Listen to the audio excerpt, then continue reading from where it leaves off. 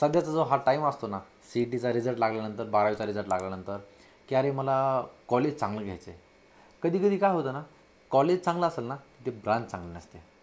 काही-काही जागेवरती college average असतं, पण ब्रांचेस खूप चांगले असतात. म्हणजे कसं असतं, इंजिनिअरिंग कॉलेजमध्ये ब्रांचेस डिफरंट असतात आणि डिफरंट काही-काही कॉलेजमध्ये काही ब्रांचेस खूप छान असतात.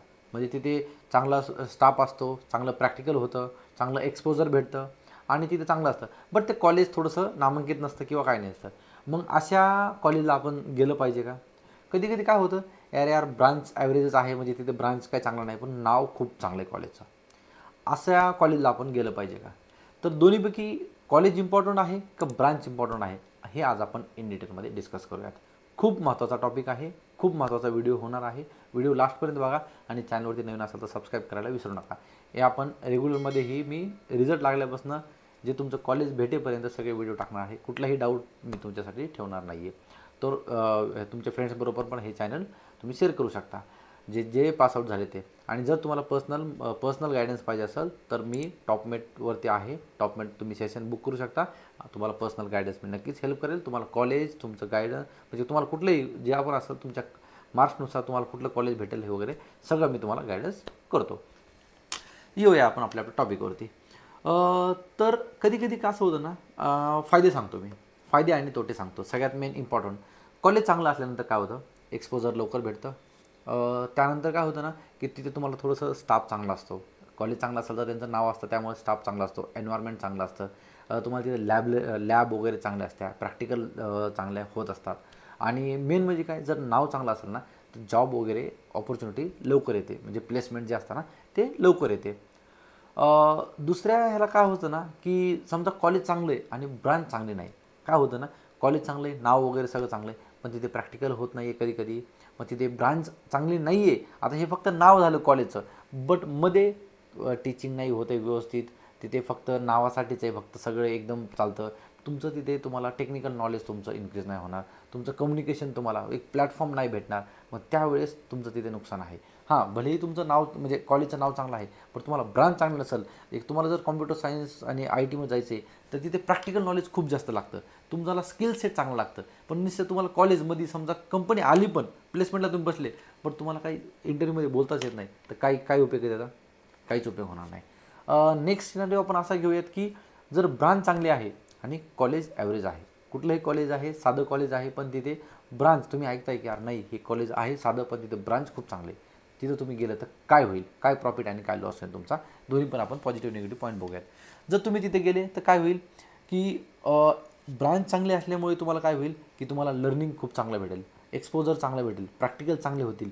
तुम्हाला जे तुमचा इंटरेस्ट आहे, कॉम्प्युटर सायन्स, IT मध्ये, AI मध्ये, मशीन लर्निंगमध्ये जे पण तुम्ही ब्रांच घेणार आहे, तिथे तुम्हाला तुमचं स्किल सेट, तुमचं कम्युनिकेशन, तुमचं इंटरव्ह्यूमध्ये जे बसायचं आहे ते तुम्ही एकदम स्ट्रॉंग होईल, तुमचं स्किल सेट चांगलं होईल.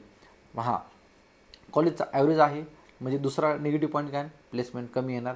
तुम्हाला ॲज अ फ्रेशर तुम्हाला जॉब भेटायला थोडेसे जरा अवघड जाईल. जर तुमच्याकडे स्किल सेट असेल तर तुम्हाला कुणीच रोखू शकणार नाही.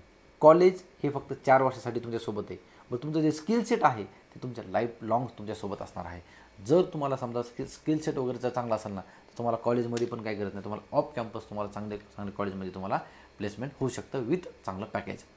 तर हा डिफरन्स आहे जर तुम्ही ब्रांच चांगली घेतली तर. असं काही नाही आहे. आता समजा तुम्हाला एक एक्झाम्पल देतो. IITमध्ये जर तुम्ही गेले, टॉप मोस्ट कॉलेजेसचं नाव घेतो मी, IIT, COP, चांगल्या मोठ्या कॉलेजमध्ये घेतो. तुम्ही स्टडीज केला नाही, तुम्ही तिथे काही म्हणजे स्टडी नाही केला, तुम्ही स्वतः काही इनपुट नाही दिले, तुमच्याकडे स्किल सेट नाही, कम्युनिकेशन नाही, पर्सनॅलिटी तुमचं काही नाही आहे, तुम्ही काही एक्सप्लेन करू शकत नाही, काय उपयोग त्याचा? मग साधं कॉलेज चांगलं आहे. मग साधं कॉलेज काय आणि COP काय किंवा IIT काय, जर तुम्ही स्टडीज केला नाही, जर तुमच्याकडे स्किल सेट नाही, तुमच्याकडे कम्युनिकेशन स्किल्स नाही आहे, तर तुम्ही इंटरव्ह्यूमध्ये काय बोलणार, काय जॉब भेटणार तुम्हाला? मग COP पण सेम आणि ॲव्हरेज कॉलेज जे प्रायव्हेट कॉलेज आहे ते पण सेम. तर असं काही नाही आहे. तर सगळ्यात मेन हेच आहे, जर तुम्हाला ब्रांच चांगली भेटत असेल, तुम्ही, माझं वैयक्तिक मत आहे, तुम्ही ब्रांचकडे गेलं पाहिजे. जर तुम्हाला समजा नाही किंवा आपल्याला लगेच प्लेसमेंटला बसायचे किंवा काय हा थॉट आहे आणि तिथे ब्रांच चांगली नाही आहे, पण त्यावेळेस तुम्ही फक्त कॉलेजचं नाव बघून की तुम्ही तिकडे जाऊ शकता. हा एक्सपोजर आहे, तुम्हाला काय होईल फक्त, की तुम्हाला एक्स्ट्रा एफर्ट टाकावं लागतील. जिथे तुम्हाला कॉलेज चांगलं आहे ती तुम्हाला स्वतःहून एक्स्ट्रा एफर्ट टाकावं लागतील. कारण का तिथे प्रॅक्टिकल वगैरे समजा होतात, सगळीकडे होतं असं काही नाही. बट कधी कधी काय होतं ना, काही काही कॉलेजेस एक त्या ब्रांचच्या स्पेशलिस्ट असतात, त्या ब्रांचला जास्त फोकस करतात. मग त्यावेळेस मग असं असतं की यार नाही, खूप म्हणजे आता मी ज्या कॉलेजला होतो बारामती VPCOE, आता तिथे काही branch semi autonomous, college semi autonomous आहे. म्हणजे काय की काही ब्रांच 3 ते 4 ब्रांच असे आहेत की तिथे ते ऑटोनॉमस आहेत. मग त्या 3 ते 4 ब्रांचला जर तुम्हाला ॲडमिशन भेटलं तर तुम्ही डायरेक्टली त्या ॲज अ ऑटोनॉमसमध्ये येता आणि तुम्हाला तिथं कॉलेज प्लेसमेंट वगैरे चांगले भेटते. काही कॉलेजेसमध्ये कसं असतं की फक्त नामांकित आहे. आता मोठे मोठे मी काय कॉलेजचं नाव घेत नाही किंवा काही नाही, बट आहेत खूप. सिंहगड आहे, MITs आहेत, DY पाटील आहे, मोठे मोठे कॉलेज आहेत. पण तिथून प्लेसमेंट होत नाही. कोणाची होत नाही? जे लोक स्टडी करत नाहीत, किंवा तिथं पण काही काही ब्रांच असे आहेत की त्या ब्रांचला जॉब भेटत नाही, एक्सपोजर भेटत नाही. मग आपण तिथं जायचंच का? तर असे पण आहेत नामांकित कॉलेजेस आहेत, तिथून पण प्लेसमेंट भेटत नाही. आणि तुम्ही साध्या कॉलेजमधून जर तुम्ही गेले तरी तुम्हाला तिथं प्लेसमेंट भेटायचे चान्सेस आहेत. सो हे अप टू यू आहे, तुम्हाला कॉलेज चांगलं पाहिजे, ब्रांच चांगलं पाहिजे. सो मी तुमच्यासमोर दोन्ही पण पॉझिटिव्ह आणि निगेटिव्ह पॉईंट मी तुमच्यासमोर मांडले आहेत की तुम्हाला काय पाहिजे आणि काय. सो मी आधी सांगितलं की ब्रांच आणि कॉलेज मॅटर करत नाही आहे, तुम्ही किती स्वतः एफर्ट टाकताय त्यावरती सगळं इम्पॉर्टंट आहे. जर तुम्ही ब्रांच पण चांगली घेतली किंवा कॉलेज पण चांगलं घेतलं, तुम्ही काही केलंच नाही, तर तुम्हाला कुठून एक्सपोजर भेटणार आणि तुम्हाला कुठून स्किल सेट येणार. आणि सध्याच्या घडीमध्ये असं झालं ना, कुठलीही ब्रांच घ्या, कुठलंही कॉलेज घ्या, बघितलं असं तुम्ही लॉकडाऊनमध्ये BA MSc BSc जे मुलं आहेत ना, इलेक्ट्रिकल मेकॅनिकल सिव्हिल ही जे ब्रांच आहे, एक कोर्स करून त्यांनी IT मध्ये एंट्री केली आणि चांगल्या टॉपमोस्ट पोझिशनवरती आहेत, चांगलं पॅकेज घेऊन त्या IT मध्ये चांगला जॉब करताय. मग असं काही नाही आहे की कॉलेजेस किंवा काय, तुम्ही जर केलं तर कुठली ब्रांच आणि कुठली degree doesn't matter. Okay. So video आवडला असेल तर लाईक करा, तुमच्या पॅरेंट्सबरोबर पण हा व्हिडिओ शेअर करा, तुमच्या फ्रेंड्सबरोबर पण हा नक्की शेअर करा. आणि येस, मला कमेंटमध्ये सांगा की तुम्हाला काय इम्पॉर्टंट आहे, कॉलेज आहे, ब्रांच आहे, कुठली ब्रांच बघताय, कुठलं कॉलेज बघताय, कुठल्या एरियाचं बघताय.